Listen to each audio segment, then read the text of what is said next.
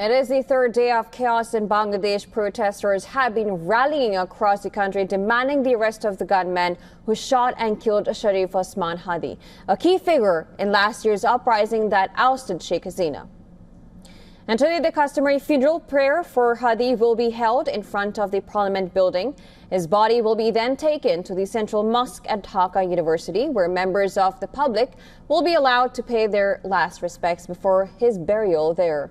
Ahead of the funeral, security has been significantly tightened in the capital, with strict restrictions imposed on flying drones around the Parliament complex.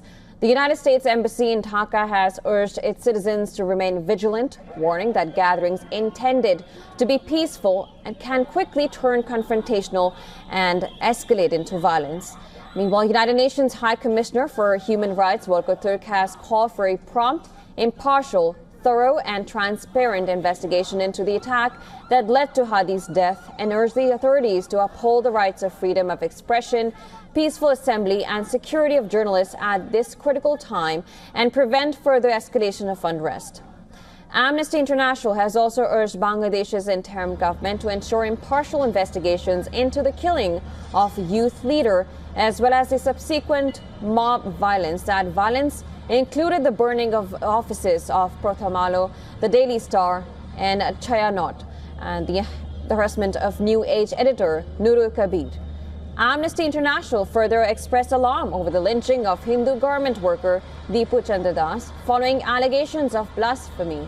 As news spread that the 32-year-old student later died in Singapore hospital on Thursday, crowds poured onto the streets in an outpouring of grief and anger.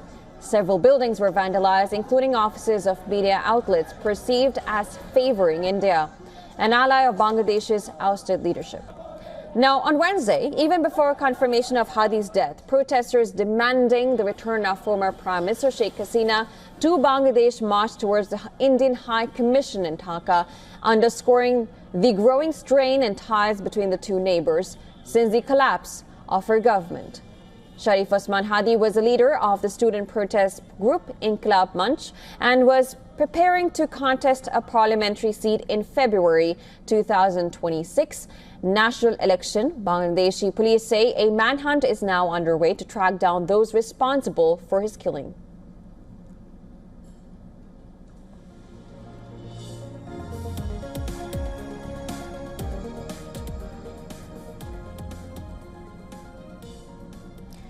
All right, now we spoke to Saddam Hussein, the president of banned students wing of the Awami League, the Chhatra League. Now, he said that the attack on Bangladesh's top newspapers are part of a state-sponsored terrorism. Hussein also commented on the rise of radical and Islamic elements in Bangladesh as part of what he claimed is a Pakistan-based terrorism module. Here's an excerpt. Actually, it was a reign of terror in Dhaka. The most prominent Bengali newspaper, English newspaper, Prothom Alo and Daily Star. Their office was vandalized, looted, it was burnt in fire. And it happened, maybe it is in the 36 years history of Prothom Alo and Daily Star, it happened for the first time. And for the first time after independence in Bangladesh, one newspaper, they can't publish their printed version or online version. And not only the Prothom Alo and Daily Star offices, Chayanot, this is a cultural beacon in Bangladesh. They worked regarding secular values, Rabindra Sangeet, and other liberal arts matters. The office of Chayanot, it is also totally vandalized. The Dhanmondi 32, the historic residence of Bangabandhu Sheikh Mujibur Rahman, it was also totally vandalized, bulldozed. And Indian High Commission in Chittagong and Khulna offices, they are also vandalized, attacked by this mob. So this is actually a state-sponsored terrorism because the top 8 related with the current regime, they invoked this, they planned this, they executed this.